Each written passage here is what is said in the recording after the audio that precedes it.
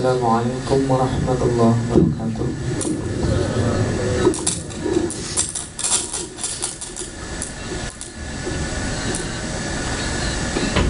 Allahu Akbar, Allahu Akbar, Allahu Akbar, Allahu Akbar. Asyhadu an la ilaha illallah, asyhadu an la ilaha illallah,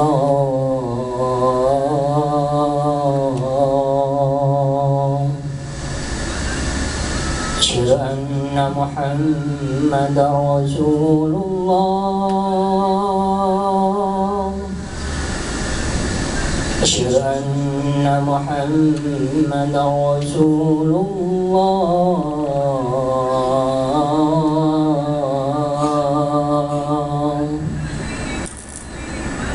Hayya 'alas salah,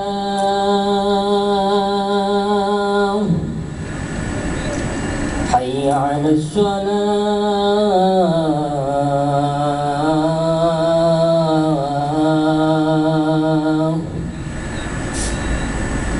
hayya 'alal falah, hayya 'alal falah.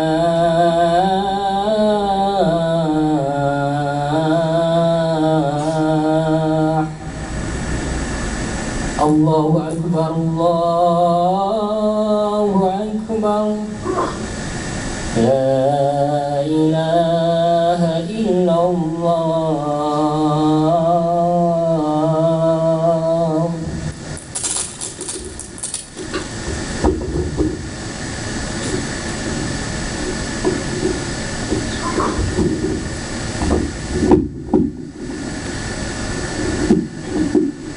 Alhamdulillah, nasta'inuhu wa nastaghfiruhu wa na'udzu billahi min shururi anfusina wa min sayyiati a'malina. Man yahdihillahu fala mudilla lahu wa man yudlil fala hadiya lahu. Ashhadu an la ilaha illallah wa ashhadu anna Muhammadan abduhu wa rasuluh. Allahumma salli wa sallim ala sayyidina Muhammad wa ala alihi wa ashabihi wa man tabi'ahum bi ihsan ila yaumiddin. Ya ayyuhalladzina amanu taqullaha haqqa tuqatih wa la tamutunna illa wa antum muslimun. Jemaah-jemaah rahimakumullah, pertama-tama dan senantiasa kita utamakan yaitu marilah kita panjatkan puji syukur kehadirat Allah Subhanahu wa ta'ala, di mana pada kesempatan kali ini, pada kesempatan Jum'ah ini, kita masih diberikan nikmat oleh Allah Subhanahu wa ta'ala, khususnya nikmat iman dan Islam, sehingga kita dapat menjalankan kewajiban kita sebagai umat muslim, yaitu melaksanakan sholat Jum'ah berjamaah. Salawat serta salam kita aturkan kepada junjungan kita Nabi Agung Muhammad sallallahu alaihi wasallam. Biqaulina Allahumma salli ala sayyidina Muhammad wa ala ali sayyidina Muhammad. Perbanyak salawat kepada beliau, karena memang hanya beliaulah Nabi dan Rasul satu-satunya yang dapat memberikan syafaat kepada kita. Semoga dengan memperbanyak salawat kepada beliau, kita dapat diakui benar-benar sebagai umatnya dan akan mendapatkan syafaatnya nanti di yaumul qiyamah. Amin ya rabbal alamin.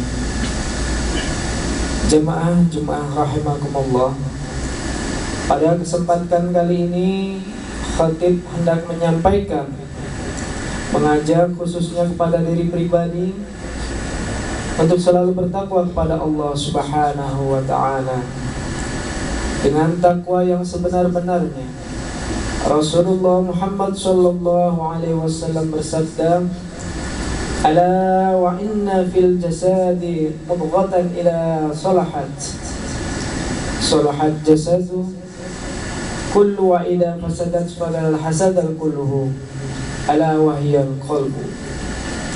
Yang artinya, ketahuilah bahwa di dalam tubuh terdapat segumpal darah.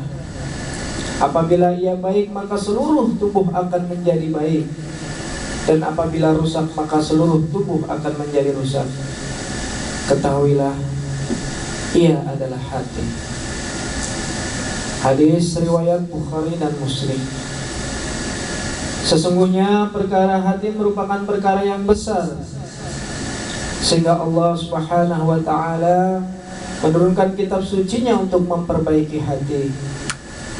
Hal yang menekankan pentingnya memperhatikan hati adalah bahwa Allah Subhanahu wa ta'ala menjadikan hati sesuai dengan petunjuknya. Hati adalah tempat ilmu pengetahuan. Melalui hati manusia dapat mengenal Rabb-nya, siapa Tuhannya. Dengan hati pula manusia mengenal nama-nama Allah dan sifat-sifatnya. Dan dengan hati pula manusia dapat menghayati ayat-ayat syariah. Allah Subhanahu wa ta'ala berfirman,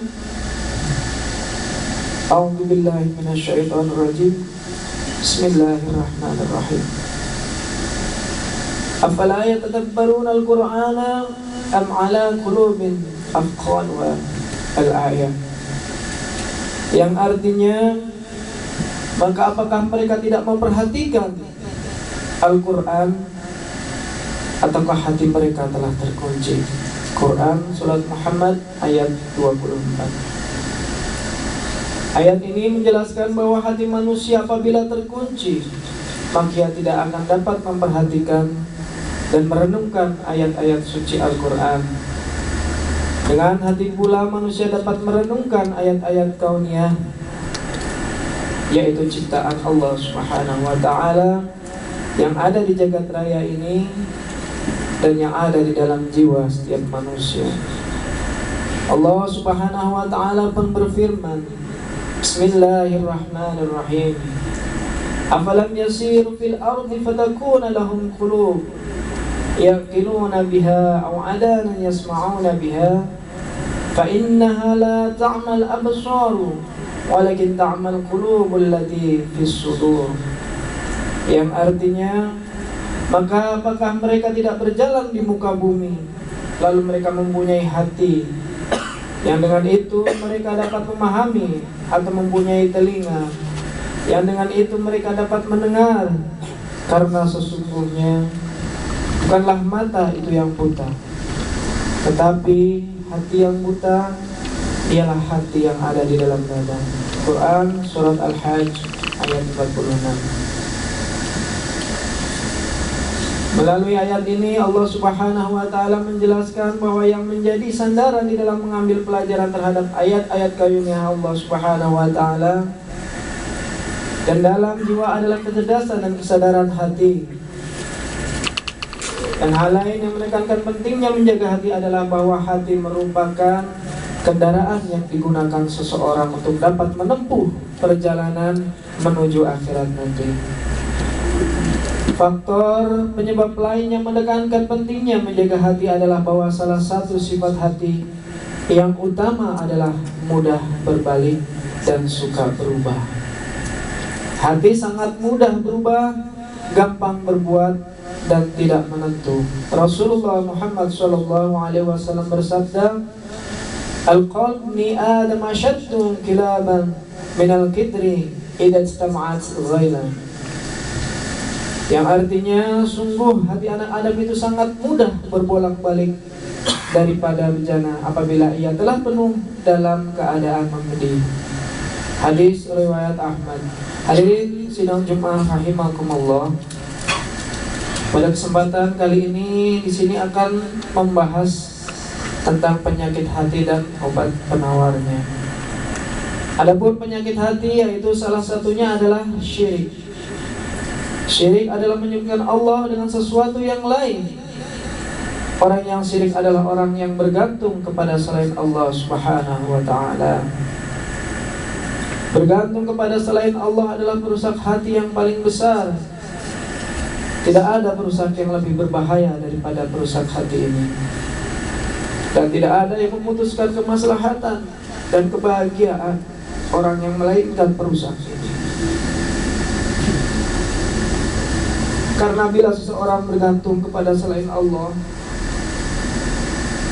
maka Allah akan mewakilkan urusannya kepada sesuatu yang lain yang menjadi tempat dia bergantung tersebut. Di dalam suratnya Allah Subhanahu wa taala berfirman, Bismillahirrahmanirrahim. Wattakhadhu min dunillahi alihatan la yakunu lahum 'izza. Kalla sayakfuruna bi'ibadatihim wa yakunu 'alaihim didda. Yang artinya, dan mereka telah mengambil sesembahan-sesembahan selain Allah agar sesembahan-sesembahan itu menjadi pelindung bagi mereka. Sekali-kali tidak, kelak mereka sesembahan itu akan mengingkari penyembahnya terhadapnya, dan mereka sesembahan itu tidak akan menjadi musuh atau akan menjadi musuh bagi mereka. Quran Surat Maryam ayat 81 dan 82. Maka orang-orang yang paling terlantar adalah orang-orang yang bergantung kepada selain Allah, karena sesuatu yang hilang darinya berupa kemaslahatan, kebahagiaan dan kesenangannya adalah lebih besar daripada sesuatu yang ia dapatkan dari ketergantungannya kepada selain Allah Subhanahu wa ta'ala. Bahkan sesuatu yang dia dapatkan itu pun nampak akan hilang dan punah. Hadirin rahimakumullah, perumpamaan orang yang bergantung kepada selain Allah Subhanahu wa ta'ala adalah laksana orang yang berlindung dari panas dan dingin di bawah sarang laba-laba yang merupakan bangunan yang paling rapuh dan lemah. Secara global, fondasi dan kaidah dasar kemusyrikan yang di atasnya dibangun sesuatu adalah sikap bergantung kepada selain Allah Subhanahu wa ta'ala. Dan orang yang melakukannya mendapatkan celaan dan keterlantaran, sebagaimana Allah Subhanahu wa ta'ala berfirman dalam suratnya, Bismillahirrahmanirrahim. La taj'al ma'allahi ilahan akhar wa ta'uda madmuman madkhula. Al-ayah, yang artinya, janganlah kamu adakan Tuhan yang selain di samping Allah, agar kamu tidak menjadi tercela dan tidak ditinggalkan oleh Allah Subhanahu wa ta'ala. Quran Surat Al-Isra ayat 22. Hadirin jamaah sholat Jum'ah yang berbahagia, Imam Ibnul Qayyim memasukkan beberapa hal ke dalam kelompok nafsu yang merusak hati, yaitu terlalu banyak bergaul, terlalu banyak terbang dalam angan-angan, terlalu kenyang, dan terlalu banyak tidur. Yang dimaksud terlalu banyak bergaul adalah pengaruh-pengaruh yang dapat ditimbulkan oleh terlalu banyaknya bergaul dengan orang-orang yang tidak baik. Adalah penuhnya hati oleh asap nafas manusia hingga ia menjadi hitam, menyebabkannya terpecah belah dan bercerai-berai, gundah gulana dan tertekan karena menanggung beban yang tidak mampu ditanggung berupa rekan-rekan yang buruk, kelalaiannya dari perhatian terhadap kemaslahatannya sendiri, terlalu sibuk dengan rekan-rekan dan masalah mereka, dan pikirannya terpecah di lembah tuntunan dan kehendak mereka. Betapa banyak akibat yang ditimbulkan oleh terlalu banyak bergaul dengan orang-orang yang kurang baik, orang-orang yang tidak karuan, seperti turunnya hukuman dan menolak datangnya kenikmatan. Ia menurunkan ujian dan membatalkan anugerah, dan ia menjerumuskan ke dalam bahaya yang besar. Perangai terlalu banyak bergaul terjadi karena cinta terhadap dunia untuk melampiaskan keinginan individu terhadap lainnya.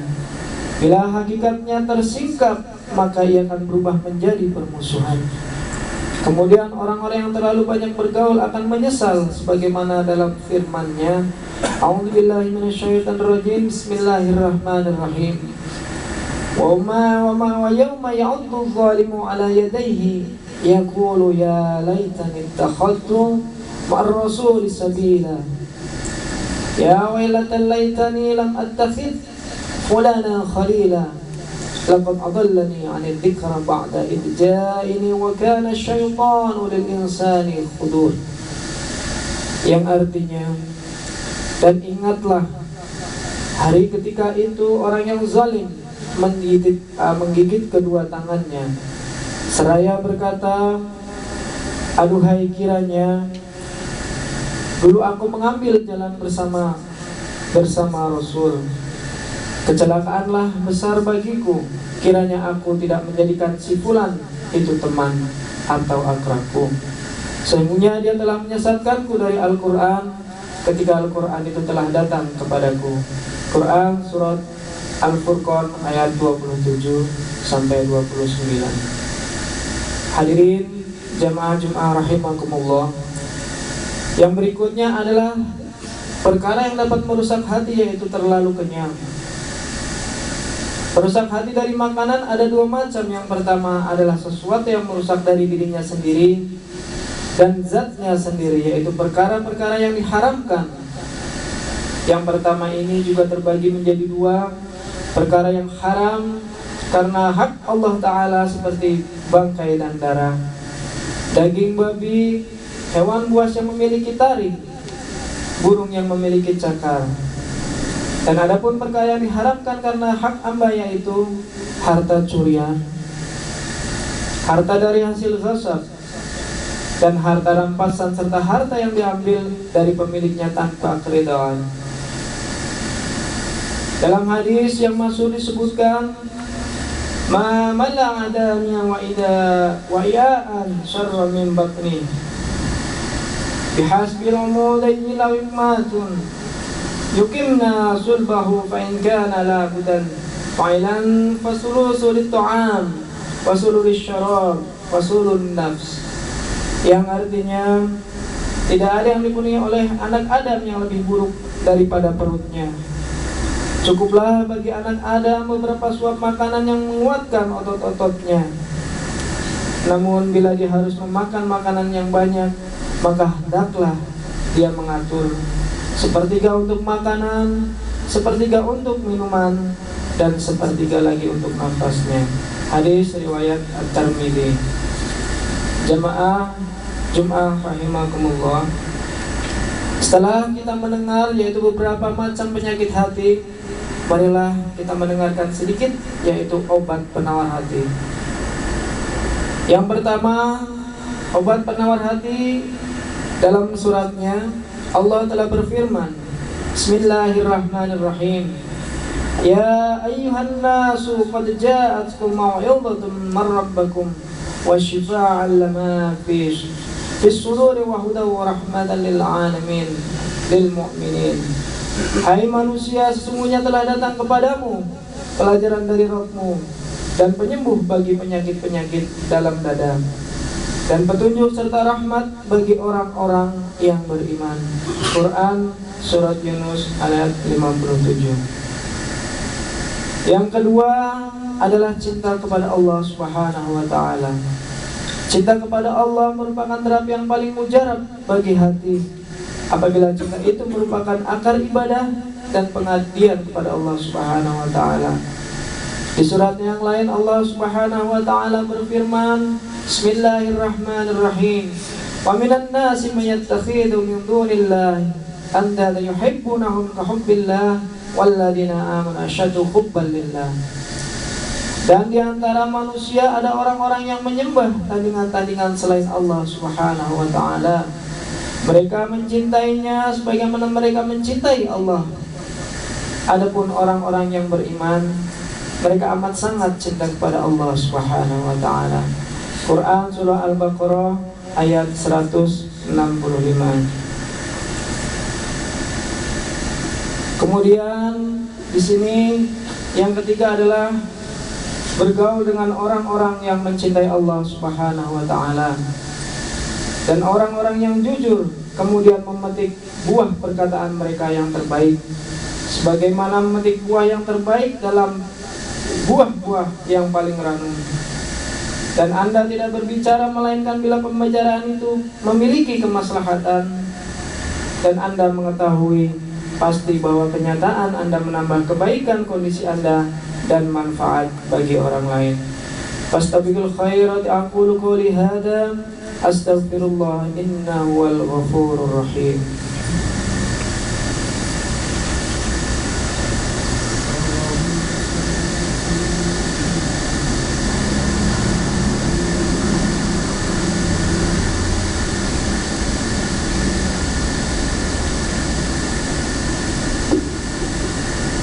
Innal hamdalillah nahmaduhu wa nasta'inuhu wa nastaghfiruh wa na'udzu billahi min shururi anfusina wa min sayyiati a'malina. May yahdihillahu fala mudilla lahu wa may yudlil fala hadiya lahu. Ashhadu an la ilaha illallah wa ashhadu anna Muhammadan abduhu wa rasuluh sallallahu alaihi wasallam tasliman katsira.